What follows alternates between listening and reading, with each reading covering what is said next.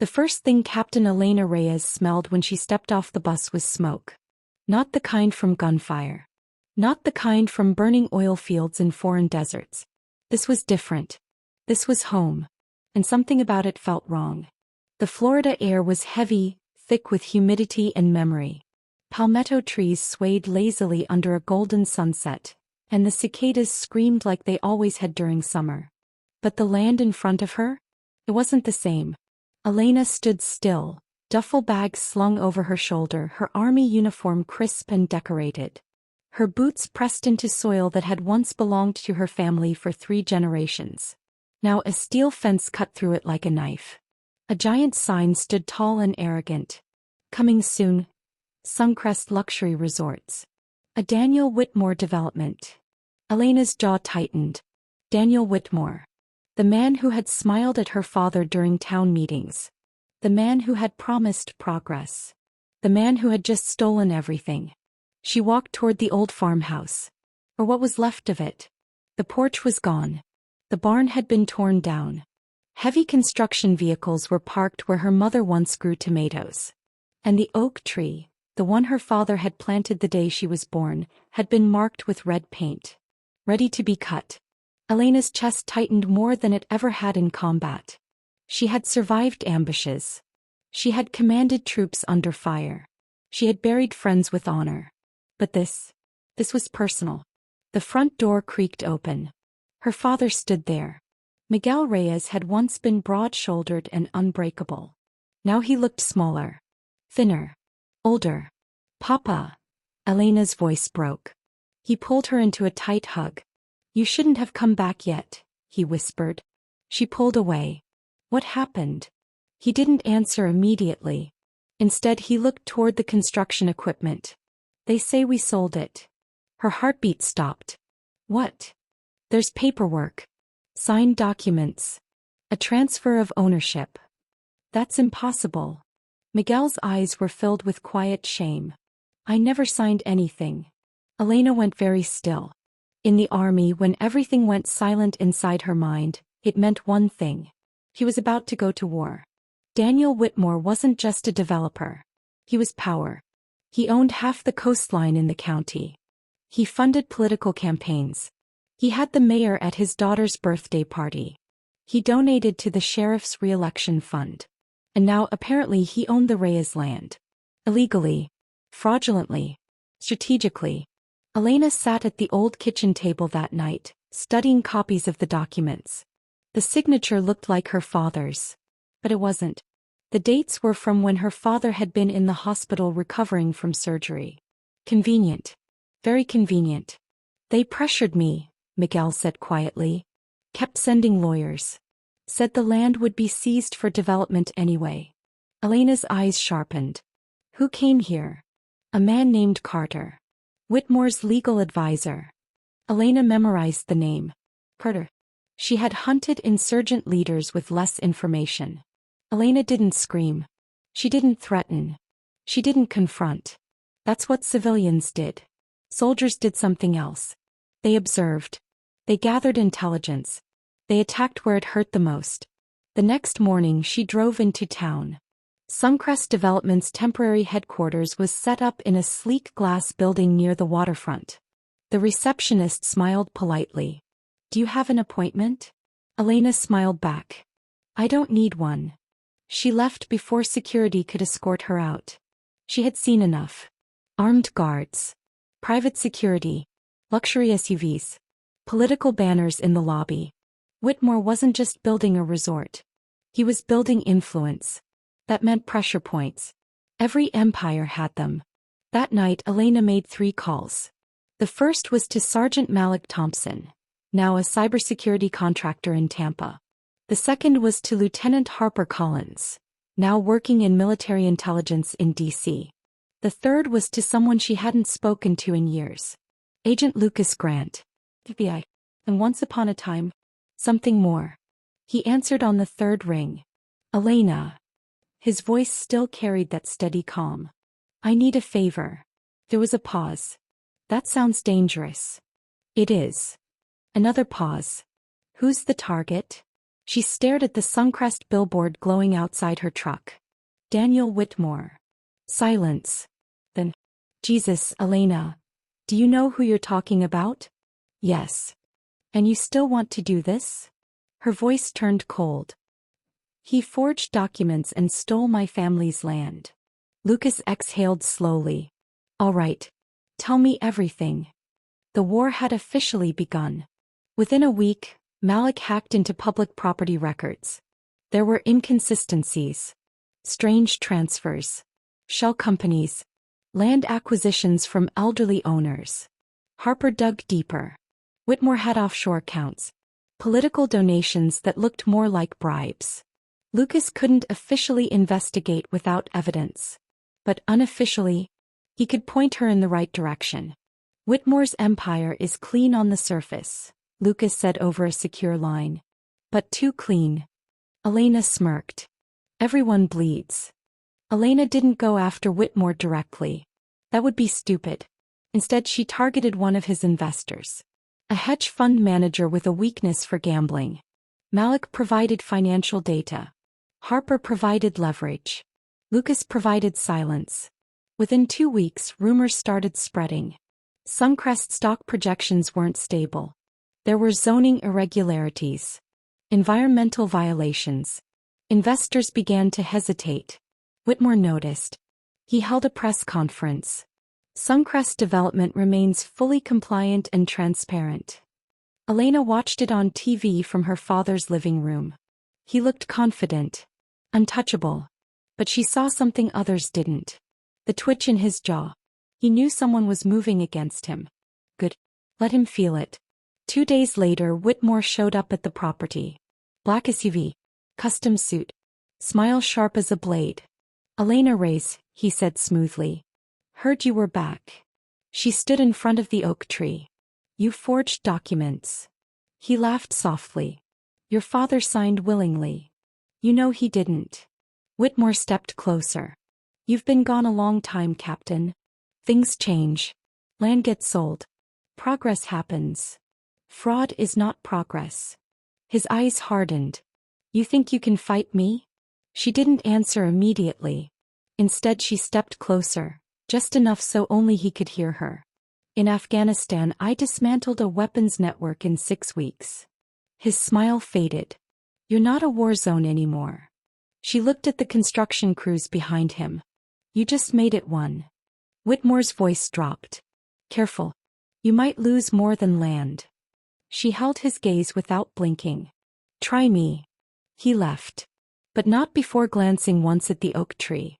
As if calculating. That night, Elena found her father's truck vandalized. Windows smashed. Tires slashed. Message received. Miguel looked worried. Elena, maybe we should let it go. She turned slowly. Did you raise me to surrender? He shook his head. No. Then trust me. Malik called at 2:13 a.m. I found something. Whitmore wasn't just forging documents. He was bribing city council members to rezone protected wetlands. That meant federal violations. That meant prison. Elena leaned back in her chair. Send everything to Lucas. You sure? Yes. She stared at the dark Florida sky outside. This is where we stop playing defense. The next morning, federal agents began quietly reviewing Suncrest development. Whitmore didn't know yet. But he would. Elena stood beneath the oak tree as dawn broke. She touched the rough bark gently. I'm not just fighting for land, she whispered. I'm fighting for our name. In the distance, sirens echoed faintly through the humid Florida air. Somewhere in the city, Daniel Whitmore's empire had just developed its first crack. And Captain Elena Reyes? She was just getting started.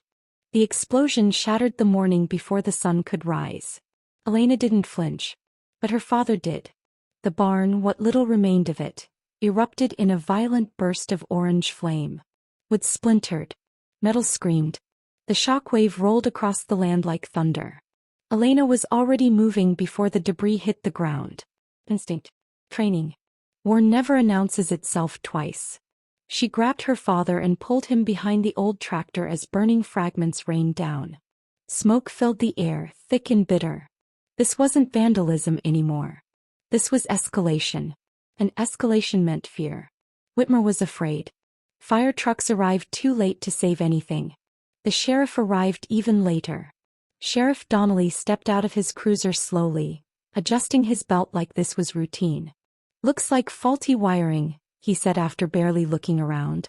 Elena stared at him.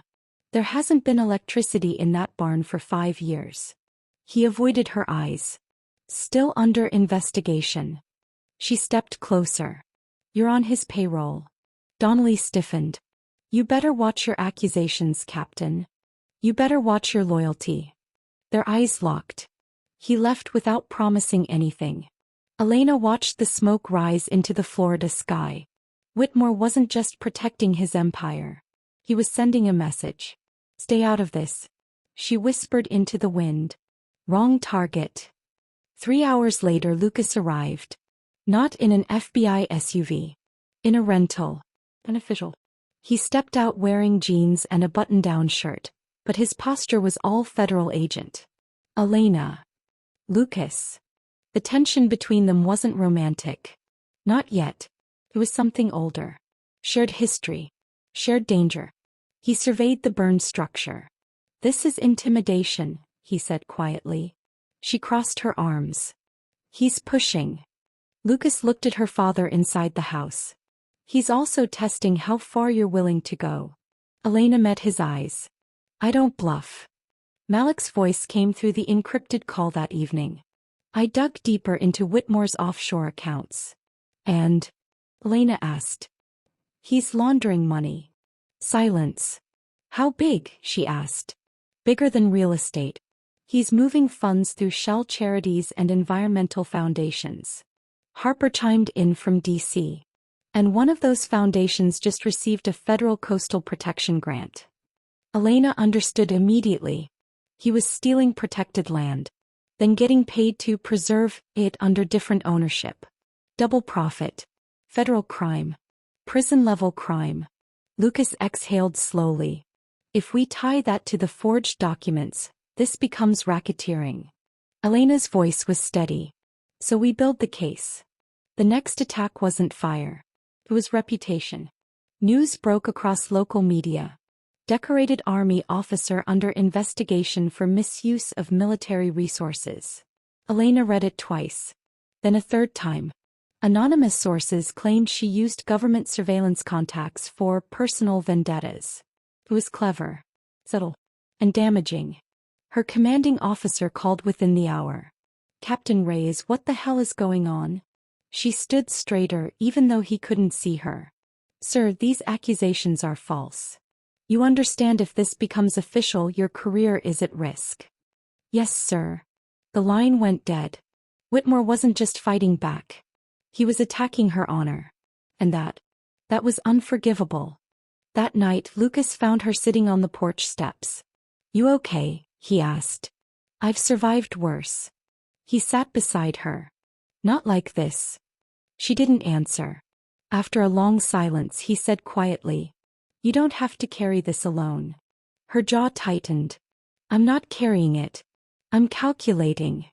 Lucas studied her profile in the dim porch light. "You always go cold when you're planning something dangerous." She finally looked at him. "Harper found it. Whitmore's legal advisor. Carter. The same man who pressured her father." Carter had recently purchased a condo in Miami far beyond his reported income. Untraceable. Except Malik traced it. To one of Whitmore's offshore shells. Elena smiled slowly. "Pressure point." Lucas hesitated. "If we push Carter too hard, Whitmore will bury him." "Then we don't push." She stood. "We corner." Carter left his Miami condo at 7:42 p.m. He didn't see Elena until she stepped out from between parked cars. His face drained of color. "You." She held up a folder. "Offshore transfers. Bribes. Forged signatures." He tried to step around her. She blocked him. "You signed my father's documents while he was hospitalized." He swallowed. "You have no proof." She leaned closer. "I have enough." He glanced around nervously. You don't understand who you're dealing with. Her voice dropped to ice. I understand exactly. Lucas emerged from across the street, not flashing a badge. Just watching. Carter saw him. Understood. Whitmore will destroy you, Carter whispered. Elena tilted her head. Then testify. He laughed weakly. You think I'll betray him? You think he won't sacrifice you? That landed. A crack in his composure. She pressed harder. When federal indictments start, you'll be first. He stared at the folder. Sweat forming. What do you want? Truth. Signed statement. And access to internal records. He hesitated. Then whispered. I need protection. Lucas stepped forward. That can be arranged. 2 days later, Carter began cooperating quietly. And what he revealed changed everything. Whitmore wasn't just stealing land. He was clearing it strategically. Certain coastal properties were being purchased cheaply through intimidation. Then rezoned. Then sold to a foreign investment group at triple value. But that wasn't the worst part. One property transfer included protected wildlife habitat. Destroying it would violate federal environmental law. Massive penalties. Elena felt something deeper than anger now. This wasn't greed. This was systematic corruption. And it went higher. Much higher. Whitmore called her personally. Blocked number. I admire your persistence, he said calmly. You should admire prison architecture, she replied. He chuckled softly. You think Carter will save you? He'll save himself. Pause. You don't know how far this goes, Captain. Tell me. Another pause. Then his tone darkened. Your military investigation? That wasn't me. Her stomach tightened. What are you talking about? You've made enemies beyond Florida. The line went dead. For the first time, Elena felt uncertainty. Lucas received confirmation the same night. The investigation into her wasn't local. It came from higher up. Someone powerful had requested a review of her service record. Harper called immediately. This isn't Whitmore alone. Then who? Elena asked. Silence. Someone in D.C. with access. The war just expanded. This wasn't a greedy developer protecting land anymore. This was network-level corruption. Political. Federal. Organized. Elena stood in the quiet kitchen staring at the burned remains outside. Her father walked in slowly. Is it getting worse? She looked at him. No. It was a lie. It's getting clearer. That night, Elena gathered her team on a secure call. We stop reacting, she said calmly. We strike. Lucas nodded. Harper leaned forward. Malik cracked his knuckles. Elena's eyes burned with quiet fire. We don't just take his land deals. We take his donors. We take his counsel. We take his protection. She paused. And we find out who in Washington is backing him. Outside, storm clouds gathered over the Florida coastline. Thunder rolled in the distance. Whitmore believed he was fighting a land dispute. He wasn't. He was fighting a soldier who knew how to dismantle entire systems. And systems? They fall harder than buildings. The first arrest happened at sunrise. And it wasn't Daniel Whitmore. It was the mayor. News helicopters circled above City Hall as federal agents escorted Mayor Richard Hale down the marble steps in handcuffs. Cameras flashed. Reporters shouted. Elena Reyes did this. Whitmore stood in his penthouse office overlooking the Florida coastline, watching the live broadcast with a glass of bourbon in his hand. His empire had just been touched. And he didn't forgive that. Within 48 hours, 2 city council members resigned. Environmental permits were frozen. Suncrest stock dropped 18%. Federal subpoenas were issued quietly across 3 departments. Carter had delivered. Bank transfers. Email chains. Zoning manipulation agreements. Kickback percentages. It was enough to fracture the structure. But not enough to destroy the king. Whitmore remained untouched. And that made him more dangerous than ever. Elena stood in her father's kitchen as reporters camped outside the property gate. Her phone buzzed nonstop. Some messages praised her as a hero. Others called her a traitor. Her commanding officer called again. This is escalating beyond civilian jurisdiction. Yes, sir. Are you coordinating with federal authorities? Yes, sir. Long silence. Then, your record review has been paused. That meant one thing. Someone powerful had intervened. But on which side? When she hung up, her father was watching her. You look tired. I'm fine. You look like your mother when she was about to fight the school board. Despite everything, Elena smiled slightly. She always won. Yes, Miguel said softly. But she paid for it. The retaliation came at night. Not fire. Not vandalism. Kidnapping. Miguel Reyes disappeared on his way home from the grocery store. His truck was found abandoned near a marina. No blood. No struggle. Just empty. Elena's world narrowed instantly. Her breathing slowed. Her mind sharpened. Emotion could come later. Now was strategy. Lucas arrived within minutes. We'll alert local. No, she cut him off. If this is Whitmore, local is compromised. Lucas didn't argue. Because she was right. Her phone vibrated. Unknown number. A video. She opened it. Her father sat tied to a chair in a dim warehouse. Bruised. But alive. A masked man stepped into frame. Then another figure entered. Not masked. Whitmore. He crouched beside Miguel calmly. Elena, he said to the camera, voice smooth as silk. You've mistaken influence for vulnerability. He stood slowly. You have 24 hours to withdraw cooperation with federal investigators. He smiled faintly. Or your father's land becomes a burial site. The video ended. Lucas watched her face. She showed nothing, which worried him more than panic would have. This is my fault, Lucas said quietly. No, Elena replied. This is war. She turned toward him. I need satellite access. That requires authorization.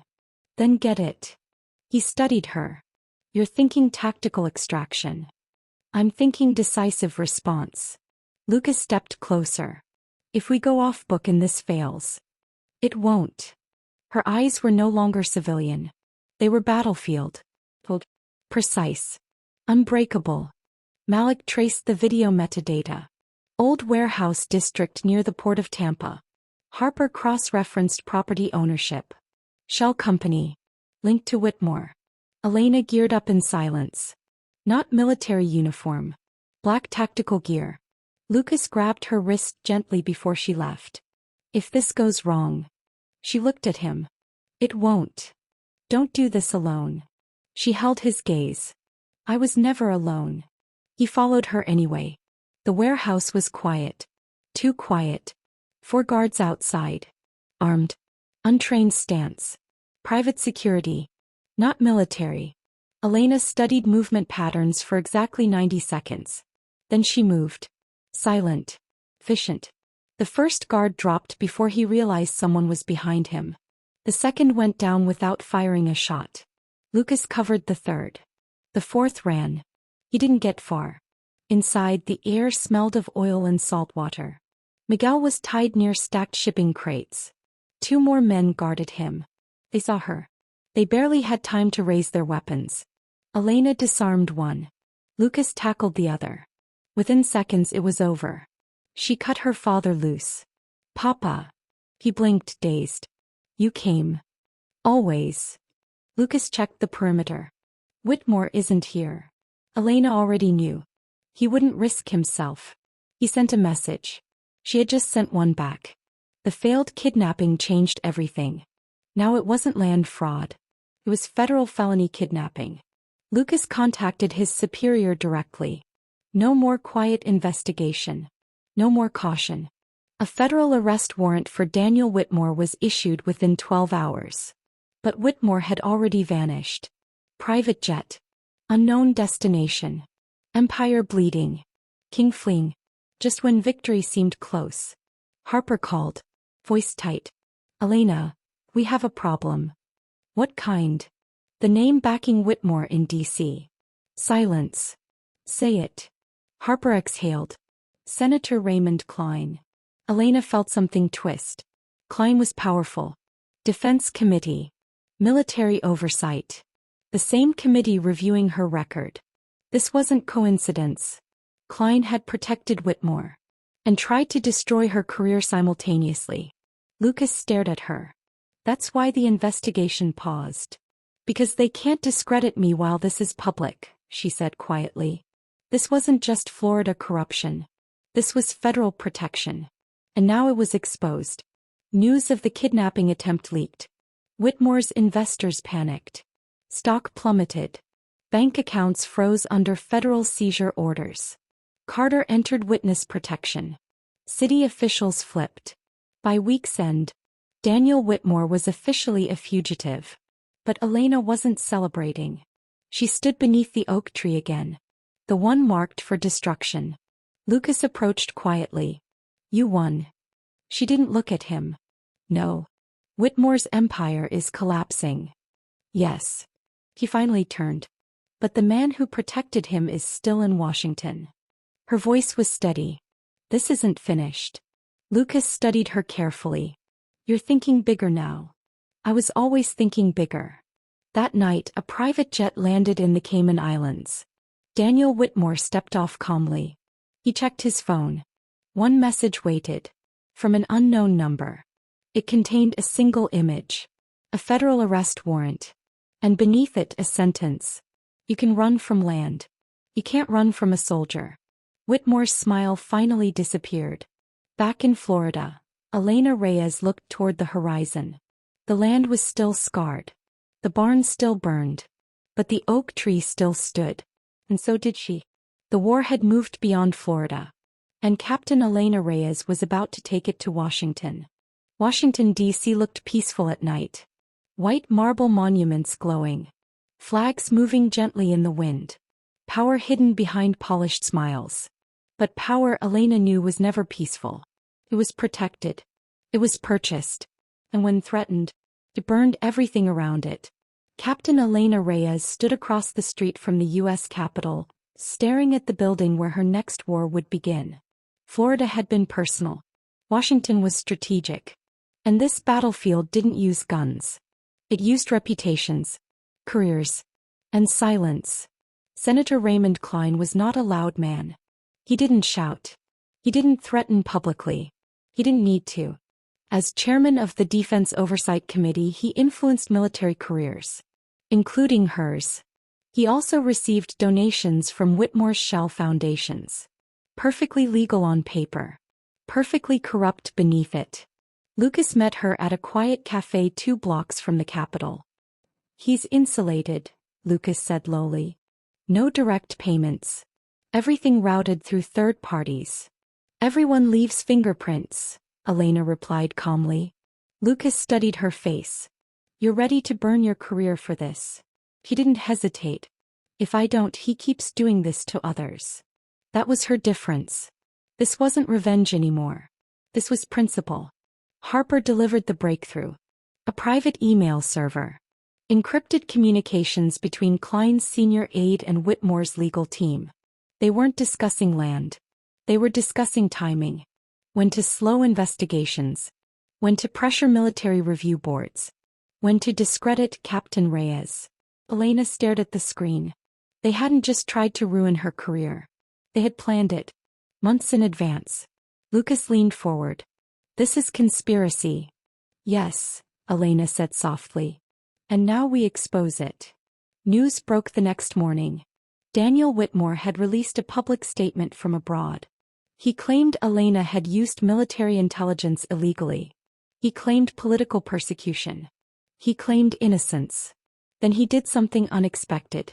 He returned. Not to Florida. To Washington. He walked into a high-profile legal firm and requested federal negotiation. He was bargaining. Offering names. Trading protection. Elena understood instantly. He's going to try to make a deal with Klein, she said. Lucas nodded grimly. If he flips the story before we move, you become the rogue officer. Then we move first. 3 days later, an emergency Senate ethics hearing was scheduled. Closed-door session. Klein confident. Controlled. Untouchable. Elena wasn't officially invited. But Lucas arranged something else. A whistleblower submission. Anonymous. Containing financial trails, internal emails, witness statement from Carter, evidence of attempted military interference. When the committee opened the file, the room went silent. Klein's composed expression shifted for the first time. He hadn't expected proof. He had expected intimidation to work. That evening, Klein requested to meet Elena privately. Arrogance. Or desperation. They met in a secure government office. He didn't stand when she entered. "You've caused quite a storm," he said smoothly. "You funded it," she replied. His eyes sharpened. "You think you understand politics? I understand corruption." He folded his hands. "You are a decorated officer. A future general possibly. Don't throw that away." She stepped closer to his desk. "You tried to destroy my career." "For stability," he corrected calmly. "Whitmore funds infrastructure. Jobs. Campaigns. He kidnaps civilians." Klein's jaw tightened slightly. "You don't have the leverage you think you do." Elena reached into her folder and placed a single document on his desk. An audio transcript. A private call between Klein's aide and Whitmore discussing her military review. The room felt smaller. "You should have left Florida alone," Klein said quietly. "You should have left my family alone." For the first time, he looked uncertain. Whitmore believed he could trade Klein for immunity. Klein believed he could silence Whitmore. Both underestimated one thing. Evidence had already been duplicated, encrypted, distributed, timed. If anything happened to Elena, it would release publicly. Lucas had ensured that. The night before the official Senate vote on formal investigation, Whitmore was arrested in D.C. No quiet deal. No negotiation. Charges. Federal land fraud. Environmental destruction. Money laundering. Kidnapping. Conspiracy. No. Conspiracy with a sitting U.S. senator. Washington didn't explode loudly. It imploded quietly. Resignations followed. Press conferences filled the airwaves. Political allies distanced themselves. And Senator Raymond Klein announced he would step aside pending investigation, which in Washington language meant finished. 2 weeks later, Elena stood in a military review room. 3 senior officers across from her. "You acted without formal authorization," one said. "Yes, sir." "You engaged in federal-level investigation while active duty." "Yes, sir." Silence. Then the senior general leaned forward. "You also exposed systemic corruption and prevented federal crimes." Another pause. "Your record will show a formal reprimand." Elena didn't react. "But," he continued, "it will also show commendation for integrity." Her career wasn't destroyed. But it wasn't untouched either. She had chosen principle over promotion. And she would do it again. Months later. Florida. The steel fences were gone. Construction halted permanently. Federal seizure returned the property to the Reyes family. The oak tree still stood tall. Miguel walked slowly across the land beside her. "You could have walked away," he said. "I couldn't." He smiled softly. "You fight like your mother." Elena looked at the horizon. The land wasn't just soil. It was identity. Memory. Legacy. Lucas approached from behind. "Whitmore's trial starts next month," he said. "And Klein. Indicted." She nodded once. War completed. But peace. Peace was quieter. Sunset painted the Florida sky gold and crimson. Elena stood beneath the oak tree again. No smoke. No sirens. No enemies. Just wind through leaves. Lucas stepped beside her. "What now, Captain?" She looked out across the land. "Now." A small, rare smile touched her lips. "We rebuild." He studied her. "And if another empire rises?" Her eyes hardened slightly, but not with anger. With certainty. "Then they better pray I'm not the one standing in its way."